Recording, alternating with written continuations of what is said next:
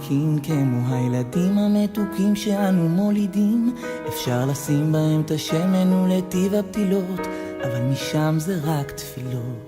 Le 1er décembre 2001, un samedi soir, alors que j'étais assis sur la terrasse du café Rimon, il y a deux terroristes qui ont tiré sur nous et ils ont fait 10 morts, dont eux deux. Et moi, j'étais dans les blessés très gravement.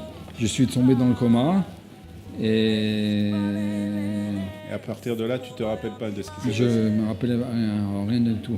Les médecins ne pensaient pas que j'arriverais à sortir du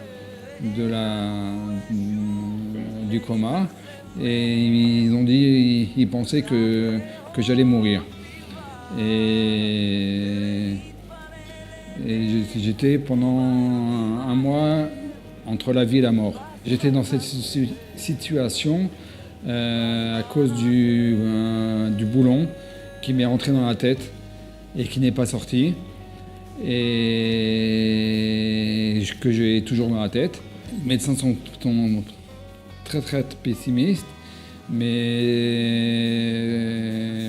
mes frères, ma sœur, mes parents, tout le monde disait que fallait que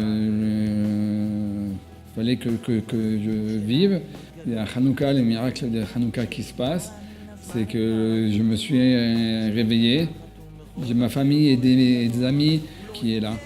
Pendant 1 an ou 2 ans, je ne me rends pas compte de ce qui se passe. Et là, à l'hôpital, qu'est-ce que tu fais alors?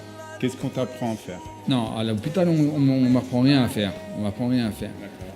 C'est après, à Forestein, je réapprends à vivre. Il y a Eric Benesti, qui est mon ami. Et pendant 2 ans, je vais avec lui à Forestein. Je réapprends à manger, à écrire. Dieu merci, je ne me rends pas compte de ce qui se passe. Parce que j'ai appris que plein de gens, plein de personnes qui avaient à ce moment, qui ont aussi un pigua ou n'importe quoi.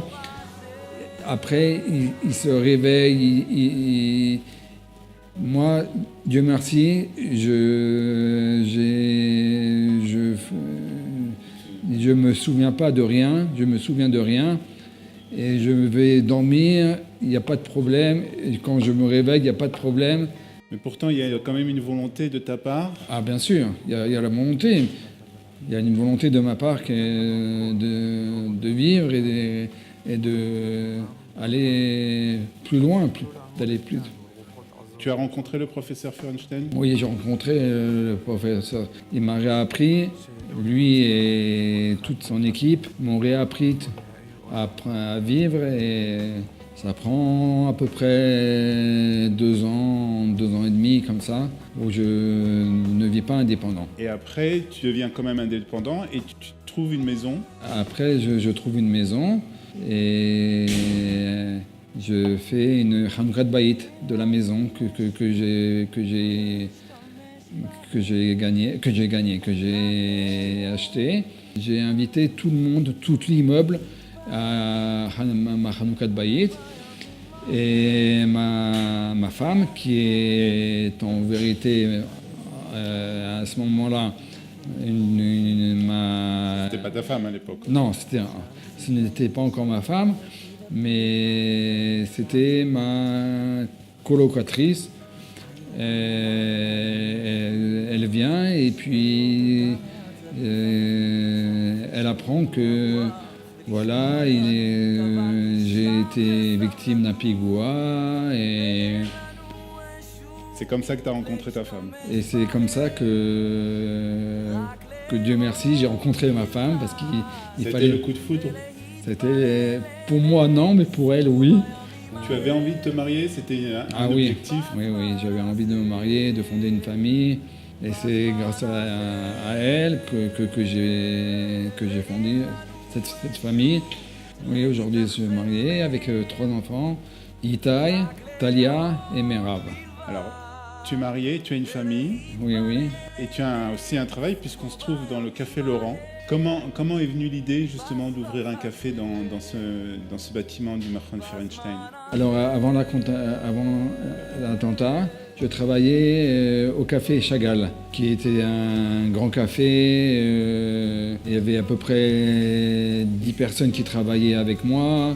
Mon rêve serait d'ouvrir un plus grand café encore. Alors, qu'est-ce qui t'a donné cette force et cette volonté de réussir? C'est mes parents, mes frères, mes sœurs qui m'ont donné la force et cette volonté en moi de réussir, et de ma femme et tous mes enfants qui m'ont permis de vivre et qui m'ont dit allez Laurent, vas-y. ואין לנו אישור להשתמש בהם, רק לאהוב בלבד ולהתפלל אל נס ובימים ההם בזמן הזה